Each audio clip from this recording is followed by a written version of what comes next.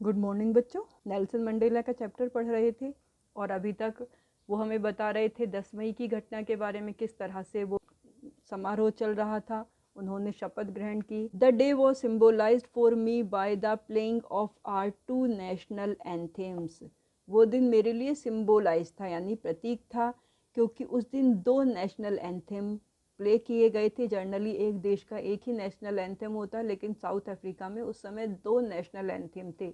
White लोगों का अलग था और ब्लैक का अलग था, और उस दिन दोनों ही नेशनल एंथेम वहाँ पर प्ले किए गए। And the vision of whites singing, जो वाइट्स थे वो नकोसी सिकालेल वाला नेशनल एंथेम गा रहे थे, और ब्लैक्स सिंगिंग डाई स्टैम, और ब्लैक्स का डाई स्टैम वाला नेशनल एंथेम था। तो ये दोनों ही नेशनल एंथेम वहाँ पर गाए गए। The old anthem of the republic, Die Stem वहाँ का पुराना एंथेम था। Although that day neither group knew the lyrics of the anthem they once despised, हालांकि उस दिन उन दोनों में से कोई भी ग्रुप दूसरे की लिरिक्स को नहीं जानता था, यानी दोनों ग्रुप्स अपने अपने नेशनल एंथेम गाते थे अभी तक, और वो एक दूसरे के नेशनल एंथेम से डेस्पाइज यानी नफरत करते। They would soon know the words by heart, लेकिन जल्दी ही वो इन दोनों नेशनल एंथेम्स को, यानी अपना तो उन्हें पता ही है, दूसरे नेशनल एंथेम को भी वो अच्छे से याद कर लेंगे, ऐसी उम्मीद करते हैं Nelson Mandela. On the day of the inauguration I was overwhelmed with a sense of history. Inauguration के दिन मैं ओवरवेल्म्ड हो गया यानी अभिभूत हो गया अपने इतिहास को सोचकर, यानी कि इतिहास में कितने सारे लोगों ने बलिदान दिया था उस दिन के लिए जब वहाँ पर डेमोक्रेटिक गवर्नमेंट बने। इस सब को सोचकर वो ओवरवेल्म्ड हो गए थे। In the first decade of the 20th century, 20th century के फर्स्ट डिकेड में यानी कि 1901 से लेकर 1910 तक, a few years after the bitter Anglo Boer war, Anglo Boer war जो कि 1902 में ख़त्म हुआ था, उसके कुछ सालों बाद ही, and before my own birth, और मेरे जन्म लेने से पहले ही, तो 1918 से पहले की ही बात है। The white skin people of south Africa patched up with their differences and erected a system of racial domination against the dark-skinned people of their own land. Mandela बता रहे हैं कि बॉर वार के बाद और मेरे जन्म लेने से पहले ही हमारे देश के साउथ अफ्रीका के जो वाइट स्किन पीपल थे, जो गोरे लोग थे, उन्होंने अपने डिफरेंसेस पैचअप कर लिए, यानी अपने सारे मतभेद भुला दिए और एक ऐसे सिस्टम को खड़ा किया। इरेक्ट का मतलब है खड़ा करना, जो कि रेशियल डोमिनेशन का था, यानी वहाँ पर एक रेस जो वाइट रेस थी वो ब्लैक रेस के ऊपर डोमिनेशन रखती थी, उनके ऊपर अधिकार रखती थी, और ये सब उनकी अपने देश के जो ब्लैक डार्क स्किन लोग थे उनके अगेंस्ट था। यानी वहाँ पर अब दूसरे देश का शासन नहीं था, जैसे हमारे देश में ब्रिटिश रूल कर रहे थे, तो हमें जो आज़ादी चाहिए थी वो ब्रिटेन से चाहिए थी, ब्रिटिश लोगों को हमें अपने देश से निकालना था। लेकिन अफ्रीका की कंडीशन उल्टी थी, यहाँ पर जो रूल कर रहे थे वो भी अफ्रीकन्स थे, और जिन पर रूल हो रहा था, जिन पर अत्याचार हो रहा था, वो भी अपने ही देश के थे। तो the structure they created formed the basis of one of the harshest most inhuman societies of the world has ever known. जो स्ट्रक्चर उन्होंने क्रिएट किया था, यानी अपार्थीड का जो सिस्टम शुरू किया था, दुनिया का सबसे हार्शेस्ट, सबसे कठोर, सबसे क्रूर और सबसे ज़्यादा अमानवीय सोसाइटीज़ का बेस बना, यानी इससे ज़्यादा हार्श और इससे ज़्यादा ह्यूमन सोसाइटी पूरी दुनिया में कहीं नहीं थी, जो कि साउथ अफ्रीका में थी। और इसकी वजह क्या थी? वो रूल अपार्थीड का, जो कि उनके अपने देश के ही वाइट अफ्रीकन्स ने शुरू किया था। Now in the last decades of the 20th century, अब जबकि 20th सेंचुरी का लास्ट डिकेड है, ये सब कब की बात है? जब 20th सेंचुरी का शुरू वाला डिकेड था, यानी कि 1910 से पहले की बात है, और अब 20th सेंचुरी का लास्ट डिकेड है, यानी कि 1994 चल रहा था, जो कि लास्ट डिकेड था, लास्ट दशक था 20th सेंचुरी का। And my own 8th decade as a man, और मेरा खुद का ये 8th डिकेड था। उस समय नेल्सन मंडेला की एज 76 थी, यानी वो अपने 8वें दशक में थे। That system had been overturn for ever, इतने सालों बाद जाकर, यानी करीब 9 दशक बाद जाकर उस सिस्टम को ओवरटर्न किया गया, बदला गया, and replaced by one that recognise the rights and freedoms of all people, और उसकी जगह वो सिस्टम रखा गया जो कि सभी लोगों के राइट्स, अधिकार और सभी लोगों की आज़ादी को पहचानता है। यानी देश में रहने वाले सभी नागरिक, चाहे उनका कलर कुछ भी हो, चाहे उनकी रेस कुछ भी हो, सभी लोगों का अधिकार समान है और सभी लोगों को आज़ादी मिलनी चाहिए, regardless of the colour of their skin, चाहे उनकी स्किन का कलर कुछ भी हो।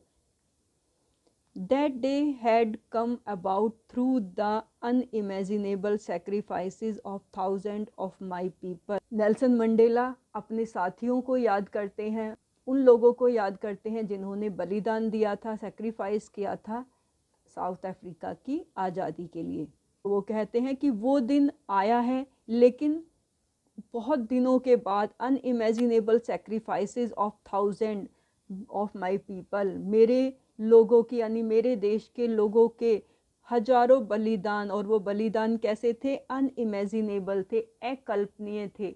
कोई कल्पना भी नहीं कर सकता कि उन्होंने कितने कष्ट सहे थे, कितने बलिदान दिए थे इस दिन के लिए, और उसके बाद जाकर ये दिन आया है। People whose suffering and courage can never be counted or repaid, वो लोग जिनकी सफरिंग्स को, जिनकी कष्टों को, जिनकी करेज यानी उनकी वीरता को, उनकी बहादुरी को ना तो गिना जा सकता है और ना ही उनका कर्जा चुकाया जा सकता है।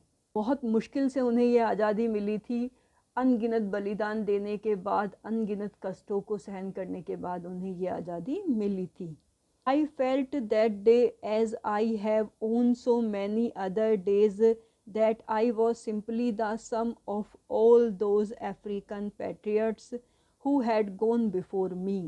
मैंने उस दिन भी वही महसूस किया जो मैं बाकी और दिन महसूस करता था, कि मैं एक सम हूँ इन सारे अफ्रीकन पैट्रियट्स का। पैट्रियट्स का मतलब होता है देशभक्त, यानी आज मैं जो कुछ भी हूँ वो इन सब देशभक्तों की वजह से है, इन सब अफ्रीकन देशभक्तों की वजह से है जो मुझसे पहले हुए। तो इस तरह वो कहना चाहते हैं कि मैं उन सब का सम हूँ, यानी उन सब के बलिदान के कारण ही आज मैं यहाँ पर हूँ।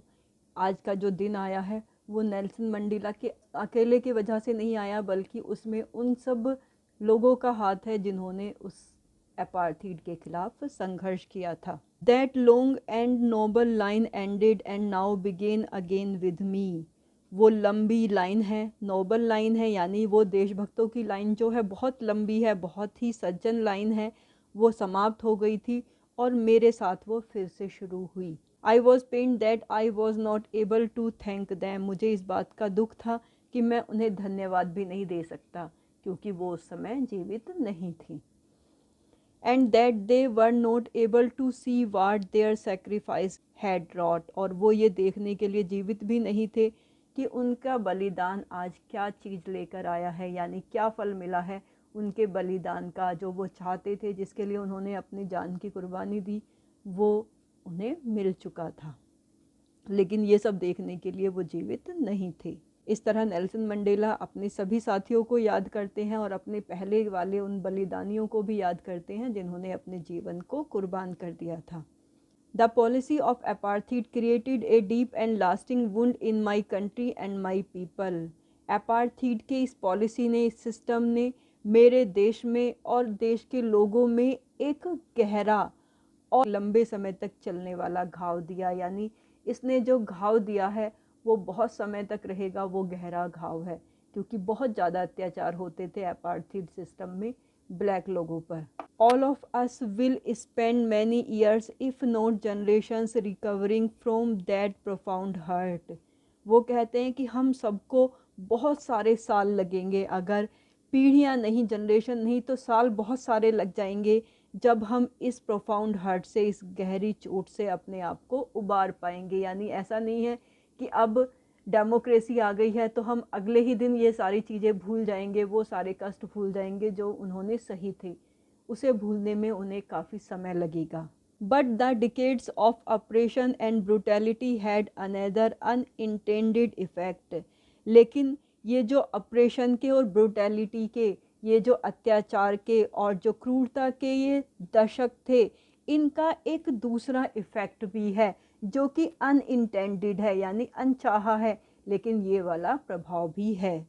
And that was that it produced the Oliver Tambos, the Walter Sisulus and the Chief Luthulis, the Yusuf Dadoos and the Bram Fischers, the Robert Sobukwes of our time. और उसका दूसरा प्रभाव ये था कि इस ब्रूटैलिटी की वजह से, इस क्रूरता की वजह से, इन अत्याचारों की वजह से ही Oliver Tambos, Walter Sisulus, Chief Luthulis, Yusuf Dadoos, Bram Fischers और रॉबर्ट सोबक्विस जैसे लोग पैदा हुए। यानी अगर ये अत्याचार नहीं होता ब्लैक पीपल पर, तो उनके जो महान नेता थे जिन्होंने इस क्रांति को जन्म दिया, जो इसके खिलाफ लड़े, उन सब का भी शायद जन्म नहीं होता। और जब किसी के साथ दा लगाया जाता है प्रॉपर नाउन के साथ, इसका मतलब है उनके जैसे और बहुत सारे। ये तो कुछ नाम है जो पता है, लेकिन ऐसे अनगिनत नाम थे जिनका इतिहास में जिक्र नहीं है, लेकिन फिर भी उनके बलिदान को कम नहीं माना जा सकता था। तो ऐसे लोग इसलिए पैदा हुए क्योंकि उन्होंने इतने सारे दुख देखे थे, उसके खिलाफ आवाज़ उठाई थी उन्होंने। तो दो पहलू थे, एक तो बहुत गहरा घाव मिला था उस अत्याचार से, और दूसरा उस अत्याचार की वजह से ही इतने महान लोग पैदा हुए, यानी वो महान बने, वो क्रांतिकारी बने। Men of such extraordinary courage, wisdom and generosity that their like may never be known again. Nelson Mandela कहते हैं इनमें असाधारण साहस था, असाधारण ज्ञान था और असाधारण जेनरसिटी थी कि उनके जैसे शायद दूसरे ना हो पाए। ये सब फोटोज़ हैं अफ्रीका के उन महान क्रांतिकारियों के। नेल्सन मंडेला उन सबको याद करते हैं। Perhaps it requires such depth of oppression to create such height of character.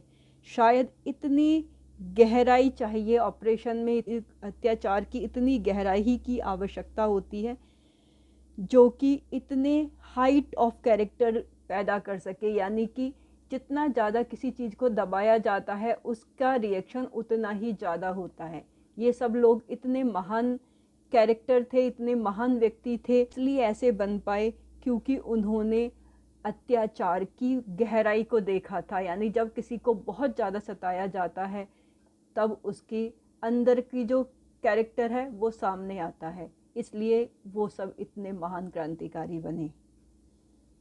My country is rich in the minerals and James that lie beneath it's soil. Nelson Mandela कहते हैं कि मेरा देश बहुत अमीर है मिनरल्स में। आपको पता है दुनिया का लगभग 40% मिनरल्स साउथ अफ्रीका में मिलता है, और जेम्स साउथ अफ्रीका में गोल्ड की, डायमंड की खान है।